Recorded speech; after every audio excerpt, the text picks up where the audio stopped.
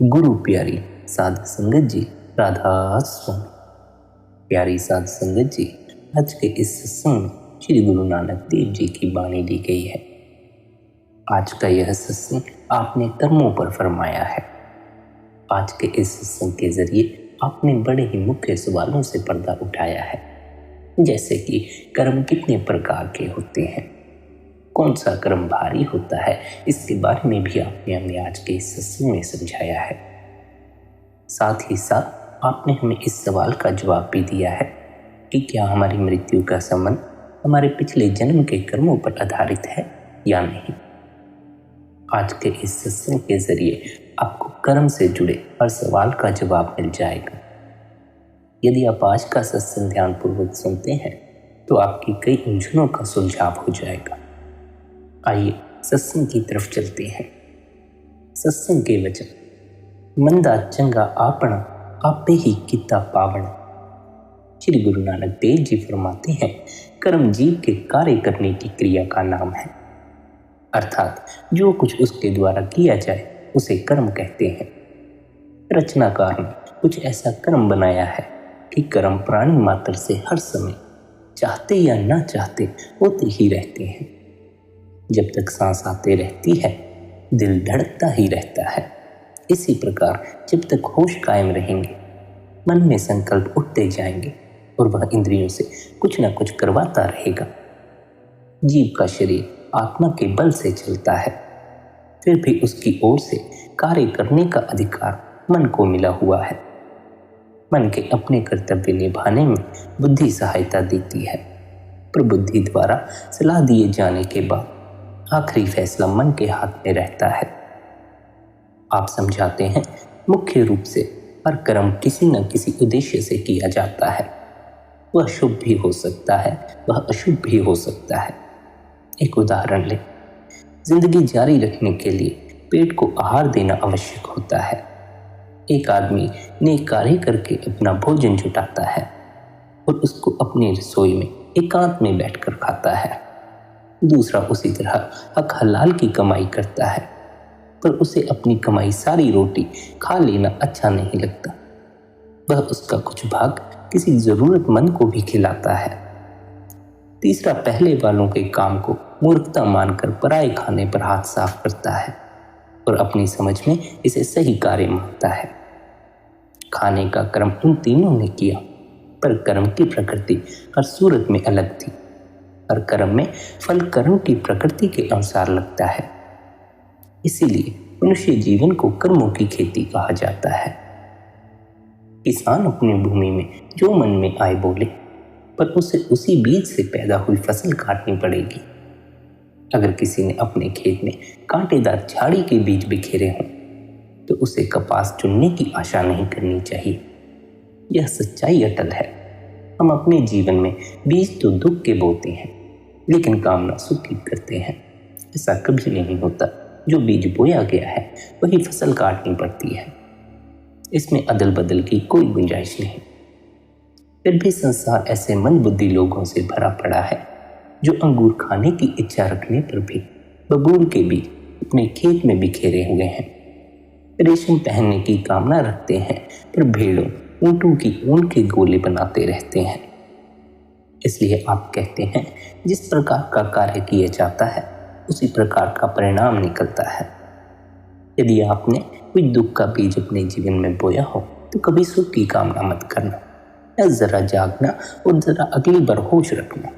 अगली बार सुख का बीज बोना, सुख की फसल काटने को मिलेगी।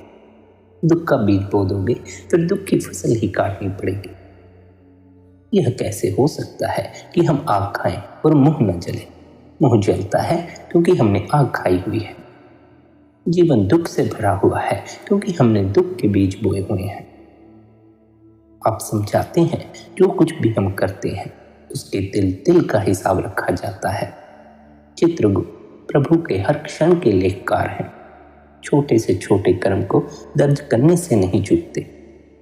घने अंधकार में 7 पर्दों के पीछे कहीं भी किया गया कोई भी अपराध छिपा नहीं रहता। हमारे खाते में लिखा जाता है, क्योंकि देखने वाला जिससे हम पर्दा करते हैं हमारे अंदर बैठा सब कुछ देखता है।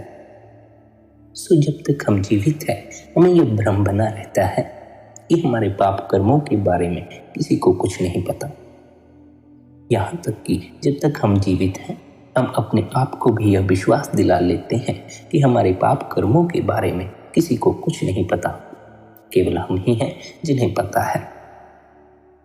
पाप करने के बाद हम सोचते हैं कि हम मालिक की भक्ति करके अपने पापों से बच जाएंगे, गंगा स्नान करके अपने पाप उतार लेंगे, लेकिन ऐसा कभी नहीं होता। जब भी मरते हैं तब हमें यह पता चल जाता है कि हमारे कर्मों का लेखा जोखा लिखा गया है। हमने क्या पाप किए, हमने क्या पुण्य किए, सभी के बारे में मालिक को पता है। मालिक से कोई नहीं बच सकता। संसार के किसी देश के कर्ता धर्ता बादशाह या राष्ट्रपति के हुक्म के अधीन न्याय का कार्य उसके द्वारा नियुक्त किए गए न्यायाधीश करते हैं और न्यायाधीश के द्वारा सुनाए गए फैसले उसके अपने दिए हुए फैसले माने जाते हैं। इसी प्रकार परमेश्वर ने न्याय करने का कार्य धर्मराज को सौंप रखा है और उसे हिदायत दे रखी है कि वह सोच विचार कर सच्चा न्याय करे, न किसी के प्रति पक्षपात करे और न किसी के साथ ज्यादती करे। इसलिए आप कहते हैं धर्मरायनो हुक्म है, वह सच्चा धर्म विचर। प्रभु की अदालत के निर्णयों में वास्तव में कोई हेरफेर नहीं होता। वहां न कोई चकमा दे सकता है न छल कर सकता है। न्यायालयों को बहकावे में डालने के लिए किसी का मुंह नहीं खुलता। उसके आगे न कोई शहंशाह, न कोई अरबपति, न ही कोई और हिसाब चुकाने से बचकर निकल सकता है। हिसाब किताब तो हर किसी को चुकाना पड़ता है। आगे आप समझाते हैं कि धर्मराज के कटघरे में कौन खड़े होते हैं। सब साकत लोग, दुराचारी, मंदकर्मी लोग। इसके विपरीत जो परमेश्वर को प्यार करने वाले हैं उनका आदर होता है। उनको सच्चे मार्ग पर डालने वाले सद्गुरु धन्य हैं। परमात्मा के लेखे कई बार लंबे होते हैं। जरूरी नहीं कि कर्मों के सौदे का भुगतान खरबूजे ककड़ी के हाथों हाथ बिक जाने जैसा हो। हाँ, मूल्य तुरंत संबंधित व्यक्ति के हिसाब में जुट जाता है। वसूली चाहे अगले जन्म में की जाए या उससे अगले जन्म में। यही कारण है कि हम जन्मों जन्मों से इस संसार में भटक रहे हैं। न जाने हमने कितने कर्म कर लिए हैं जिनका हिसाब हम एक जन्म में पूरा चुका ही नहीं सकते। जीव को लंबा समय बीत जाने के कारण याद नहीं रहता कि वह आज से पहले क्या कुछ कर चुका है। इसीलिए जब उसे अपने किए की सजा मिलती है तो वह परमेश्वर के न्याय के विरुद्ध शिकायतें करना शुरू कर देता है। संतानहीन स्त्री को सपने में भी ख्याल नहीं आता कि 4 जन्म पहले उसने अपनी जैसी किसी माँ के लात का गला दबा दिया था।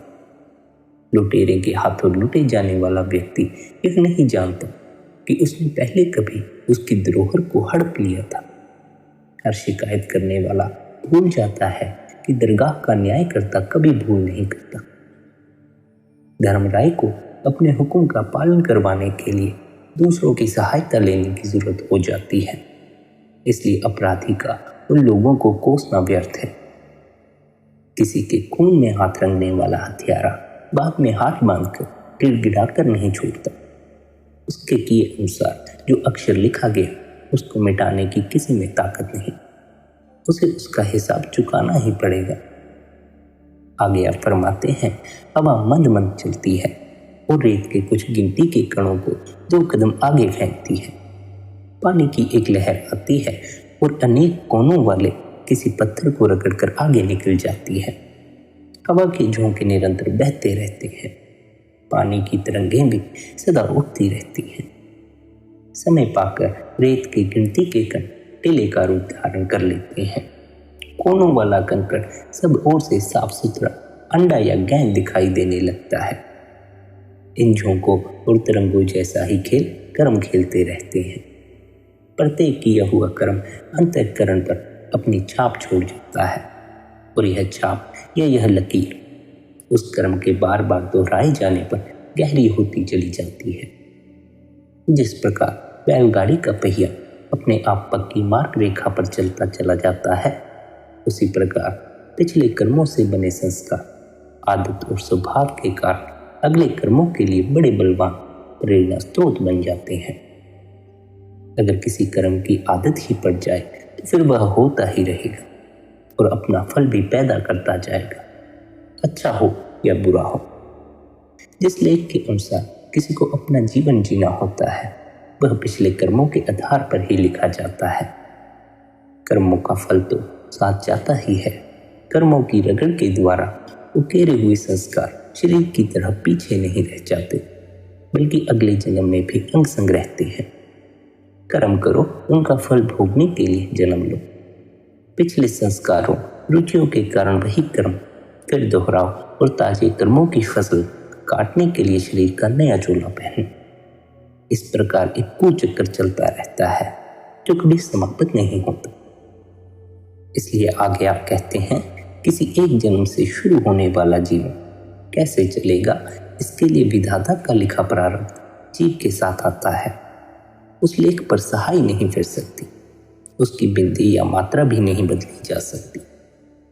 जो दुख जो सुख जीव के हिस्से पड़ते हैं वे भोगने आवश्यक है, पर ये लेख किसी जबरदस्ती या लिहाज का परिणाम नहीं होते।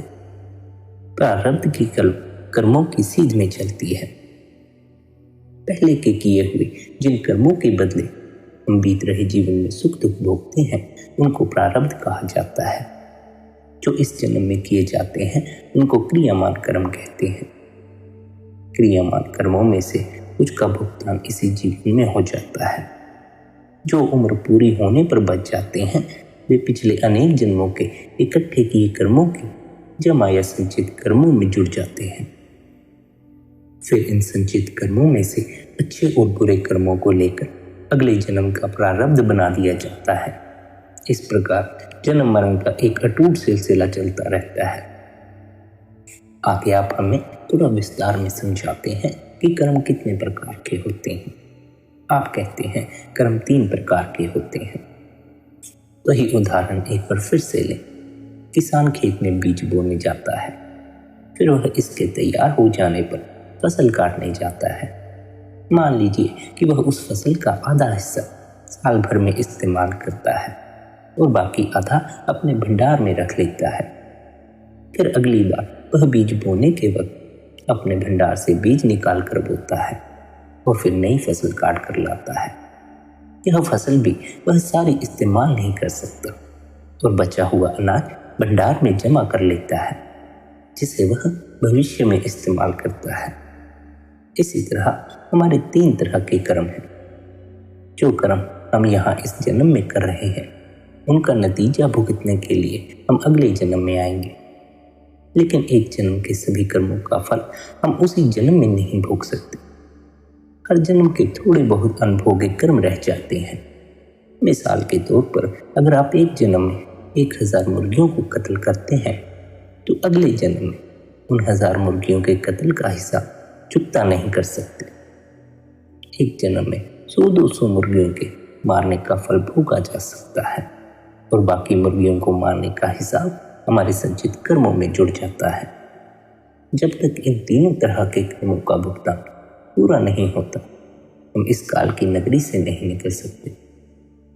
जो कुछ हमने पिछले जन्मों में बोया है उसका कुछ हिस्सा भोगने के लिए हमें यह जन्म मिला है। पिछले किए हुए कर्मों में से जिन कर्मों का भुगतान हम इस जन्म में नहीं कर पाएंगे वे सब हमारे कर्मों के भंडार में जुड़ जाएंगे। कर्मों का जो हिस्सा हमें इस जन्म में मिला है वही हमारा प्रारब्ध या भाग्य है, उसे हमें भोगना ही पड़ेगा। जो बीज हम अभी बो रहे हैं, जो कर्म इस जन्म में कर रहे हैं, वे अगले जन्म में हमारा भाग्य या प्रारब्ध बन जाएंगे।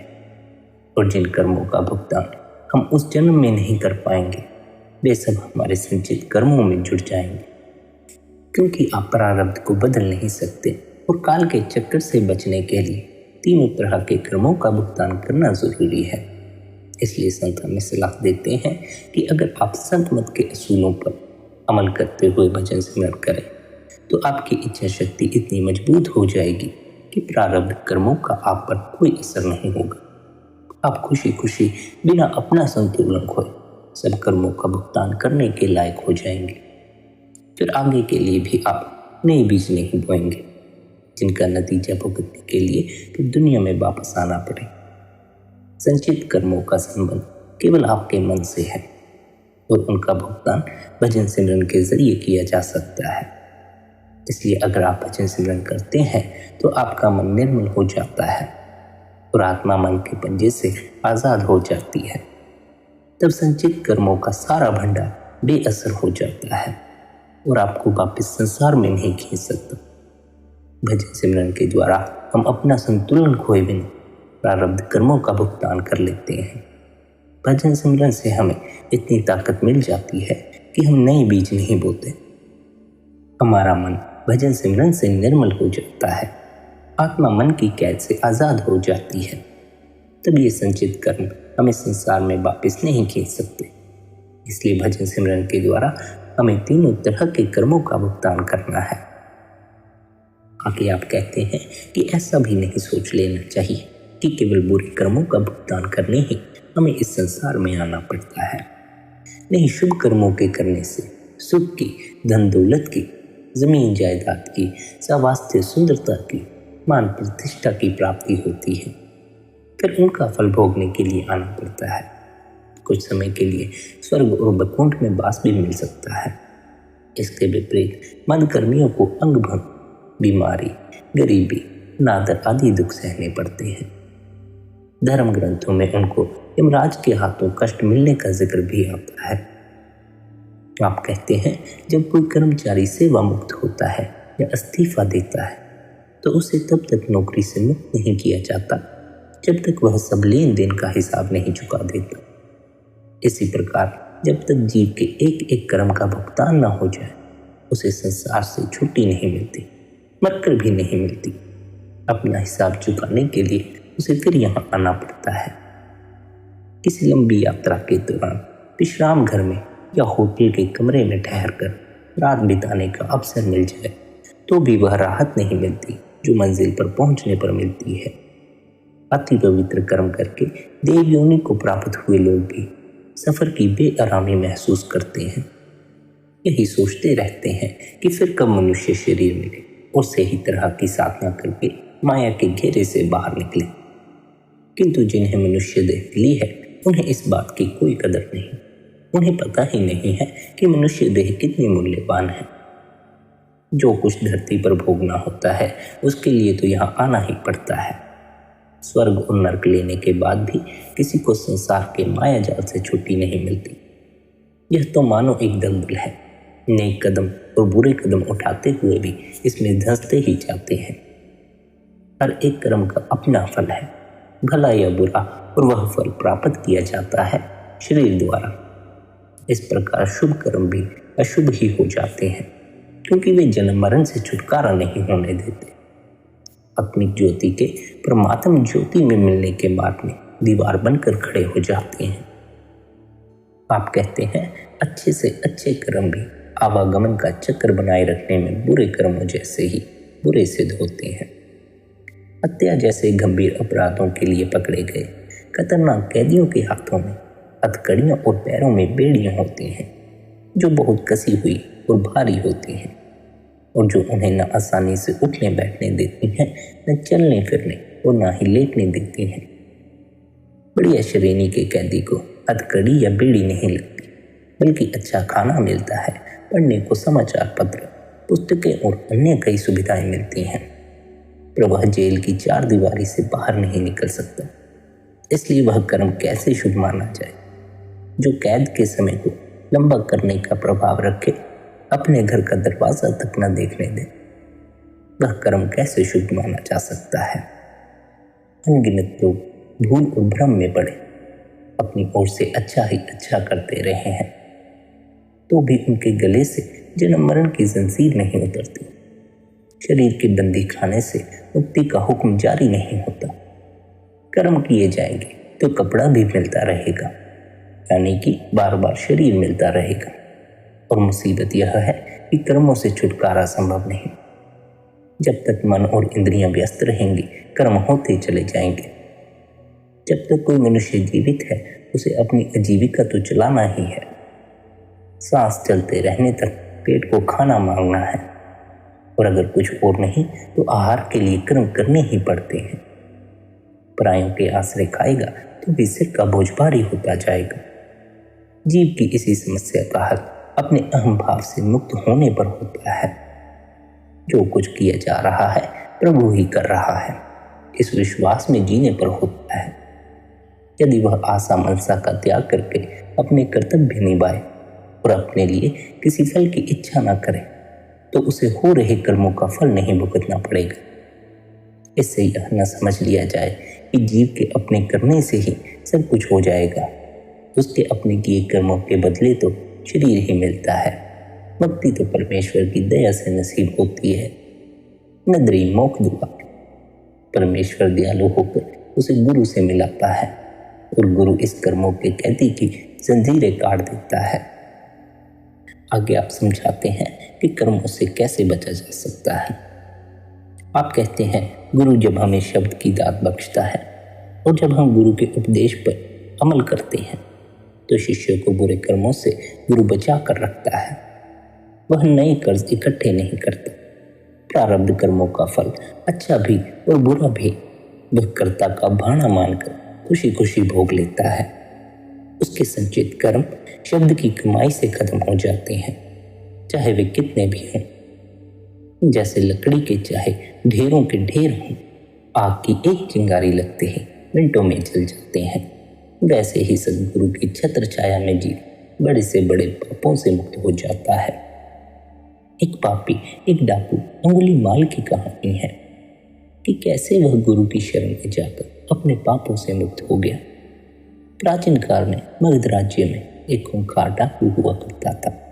वह जंगल में रहता था और अपने इलाके से गुजरने वाले राहगीरों को मारकर लूट लेता था। उसकी दरिंदगी इतनी ज्यादा थी कि वह राहगीरों को मारकर उनकी उंगलियां काट देता था, फिर उनकी माला बनाकर पहनता था। इसी वजह से उसे अंगुलीमाल डाकू कहते थे। अंगुलीमाल का इलाके में बहुत खौफ था। एक बार गौतम बुद्ध अपने शिष्यों के साथ उस राज्य में विहार कर रहे थे। वह एक गांव में पहुंचे और रात्रि विश्राम किया। वहां के लोगों में एक अलग तरह का खौफ था। जब बुद्ध ने उनसे डरने की वजह पूछी तो उन्होंने कहा कि हमारे पास के जंगल में अंगुलीमाल नाम का एक खूंखार डाकू रहता है। वह लोगों को बहुत बेरहमी से मार डालता है। यहाँ और आसपास के गांवों के कितने ही लोगों को वह मार चुका है। बुद्ध ने श्रावकों से कहा कि वह उस खूंखार अंगुलीमाल डाकू से मिलना चाहते हैं। तब लोगों ने बुद्ध को उसके पास जाने से मना कर दिया। लोगों ने कहा कि उसके सामने जो भी आता है वो उसे छोड़ता नहीं। आप क्यों अपनी जान जोखिम में डाल रहे हैं? मगर बुद्ध ने कहा कि वह उस डाकू से जरूर मिलेंगे। बुद्ध की यह जिद देखकर उनके शिष्य भी भयभीत हो गए। फिर बुद्ध अकेले ही जंगल की ओर निकल पड़े। अंगुलीमाल की दूर से उन पर नजर पड़ गई। वह भी सोचने लगा कि इस जंगल में 50-100 लोग भी एक साथ आने से डरते हैं और एक सन्यासी अकेला चला आ रहा है। अंगुलीमाल तुरंत गौतम बुद्ध के पास तेजी से दौड़कर पहुंचने लगा।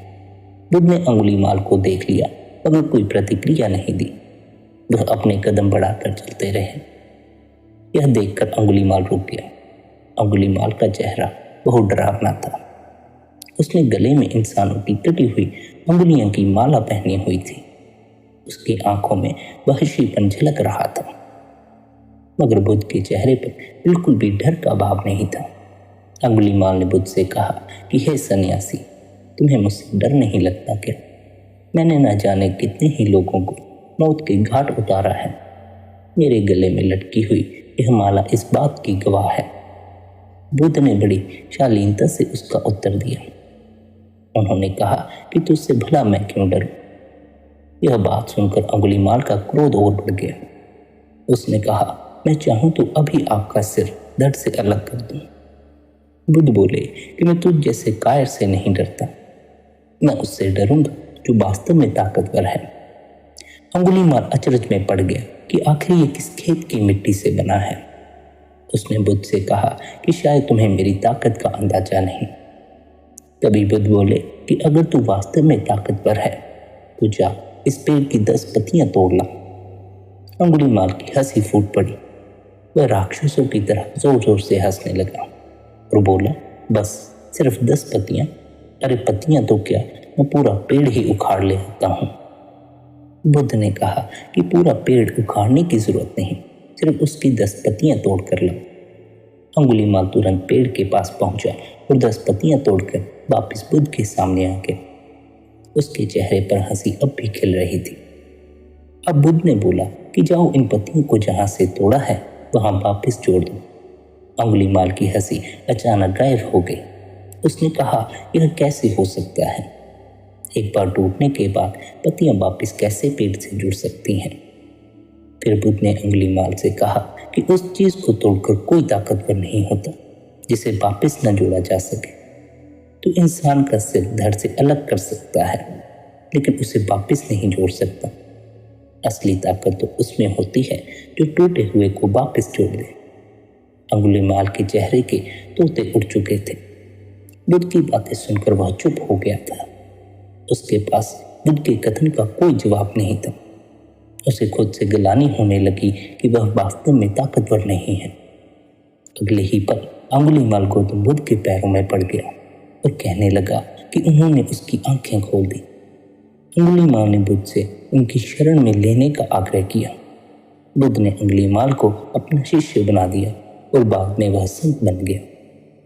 इसी प्रकार जो कोई भी जीव सद्गुरु की शरण में चला जाता है, चाहे वह पुण्य आत्मा हो चाहे वह पापी हो, गुरु हर एक का उद्धार कर देता है। आगे आप इस सवाल का जवाब देते हैं कि क्या हमारी मृत्यु हमारे पिछले जन्म के कर्मों पर आधारित है? आप कहते हैं हमारी उम्र का संबंध हमारे कर्मों से होता है। अगर किसी की मौत जन्म लेते ही या छोटी उम्र में हो जाती है तो वह इसलिए कि इस जिंदगी में उसकी तकदीर में यही था। इसका यह मतलब नहीं कि इस मनुष्य जन्म के बाद वह आत्मा परमात्मा में समा जाती है। चाहे उस आत्मा को इस जन्म में कोई नया कर्म करने का मौका ना भी मिला हो, फिर भी संचित कर्मों का भंडार तो साथ होता ही है, जिसमें से उसके अगले जन्म का प्रारब्ध बनता है। हमारे कर्म हमें निचली योनियों में भी ले जा सकते हैं और हमें वापस मनुष्य योनि में भी ला सकते हैं। इसका संबंध हमारे मोह के बंधनों और अधूरी रह गई उन इच्छाओं और तृष्णाओं से होता है जिन्हें हम इस जिंदगी में पूरा नहीं कर पाए या उनसे ऊपर नहीं उठ पाए। इनके बीज हमने ही बोए हैं, इसलिए इनका फल भोगने के लिए वापस हमें ही आना पड़ता है। यही सब तय करता है कि हमारा अगला जन्म कहाँ होगा। अगर हम छोटी उम्र में मर जाते हैं तो इसका यह मतलब नहीं कि हम परमात्मा के पास वापस जाएंगे। नहीं, यह धारणा गलत है। इससे कोई फर्क नहीं पड़ता कि हम बूढ़े होकर मरे या छोटी उम्र में। हमारे कर्म, हमारी इच्छाएं और हमारे मोह यह तय करते हैं कि मरने के बाद हमें कहाँ जाना है, कितनी उम्र भोगनी है और किसी निचली योनि में जाना है या वापस मनुष्य योनि में जाना है। नामदान और नाम की कमाई के बगैर कोई जीव जन्म मरण के चक्कर से मुक्त नहीं हो सकता। चाहे हमारी मौत छोटी उम्र में हो या बड़ी उम्र में, हमें अपना रास्ता बनाना है, उस रास्ते पर सफ़र करना है और रूहानी तरक्की करके ऐसे मुकाम पर पहुंचना है जहां से इस जन्म मरण के चक्कर से छुटकारा पा लें। और यह भजन सिमरन से ही हो सकता है। भजन सिमरन के अलावा कोई और मार्ग ही नहीं है। इसलिए इससे कोई फर्क नहीं पड़ता कि हम छोटी उम्र में ही मर जाते हैं या बूढ़े होकर। जीवन में कभी कभी हम पुराने कर्मों का फल भोग रहे होते हैं और कभी नए बीज बो रहे होते हैं, लेकिन फल भोगने के लिए हमें फिर जन्म लेना पड़ता है। जो छोटी उम्र में मर जाते हैं, लाजिम है कि उनको आगे के लिए नए बीज बोने के लिए ज़्यादा वक्त नहीं मिलता। फिर भी उनके संचित कर्मों का भंडार हो सकता है, जिनका भुगतान करने के लिए उन्हें फिर दुनिया में आना पड़ता है। इसलिए आप कहते हैं हमारी उम्र का संबंध, हमारी मृत्यु का संबंध हमारे पिछले किए कर्मों के आधार पर निर्धारित होता है। आखिर में आप हमें कर्मों से आज़ाद होने का होका देते हुए कहते हैं हर एक कर्म भारी होता है। जो भी कर्म हमें इस रचना से बांधे रखता है वही भारी होता है, क्योंकि आत्मा अपने सृजनहार के पास वापस जाना चाहती है। यह उस सृजनहार से एक होने के लिए तड़प रही है। कोई भी चीज़ जो आत्मा को इस रचना से बांधे रखती है वह उस पर एक बोझ है, और जब तक आत्मा परमात्मा से बिछड़ी हुई है वह बोझ इस पर भारी है। हर कर्म भारी होता है। जब सुई चुंबक के पास जा ही नहीं सकती तो इससे क्या फर्क पड़ता है कि सुई एक छोटी सी ईंट या किसी बड़े पत्थर से दबी है। भार तो भार ही है, चाहे वह हल्का हो चाहे वह भारा हो। सुई चुंबक के साथ तब तक नहीं जुड़ सकती जब तक उस पर भार है। इस तरह छोटे से छोटा कर्म भी आत्मा पर भारी है। कुछ लोग समझते हैं कि सेहत का खराब होना भारी कर्म है। कुछ लोग सोचते हैं कि कोई भी चीज़ जिसका ताल्लुक मन से है वह भारी कर्म है। कुछ लोग सोचते हैं कि उनकी गरीबी की हालत उनके बहुत बुरे कर्मों की वजह से है। कुछ लोग प्यार में ठुकराए जाते हैं, वे सोचते हैं कि उनके कर्म बहुत भारी हैं। इस तरह यह अपनी अपनी सोच है। लेकिन आप कहते हैं कि जो भी कर्म आत्मा को इस रचना से बांधे रखता है वही भारी है। आत्मा पर लिपटा छोटे से छोटा कर्म भी बहुत भारी है। इसलिए प्यारी साध संगत जी, आप सभी भजन सिमरन अवश्य करें। भजन सिमरन आपको नाम से जोड़ता है। नाम से जुड़कर मन शांत हो जाता है, फिर नए नए कर्म करने की इच्छा पैदा नहीं होती। नए कर्म करने से आप बच जाते हैं, लेकिन यह ख्याल रखना कि जो पिछले कर्म हैं, पिछले जन्मों में किए कर्म हैं, उनका हिसाब भी चुकाना पड़ता है। भजन सिमरन आपको उनका हिसाब चुकाने की ताकत भी बख्शता है, कि पुराने कर्मों का हिसाब किताब हमें कैसे चुकाना है हमें कोई पता नहीं। हो सकता है हमारे जीवन में दुख आ जाए, दुख से तो हम वैसे ही इतना घबराते हैं। इसलिए आप सभी से विनती है कि आप सभी भजन सिमरन के लिए अवश्य समय निकाला करें, ताकि मालिक आप पर दया मेहर करे और आपको अपने कर्मों का हिसाब चुकाने की ताकत बख्शे, साथ ही साथ आपको नए कर्मों से मुक्त करे। राधा स्वामी जी।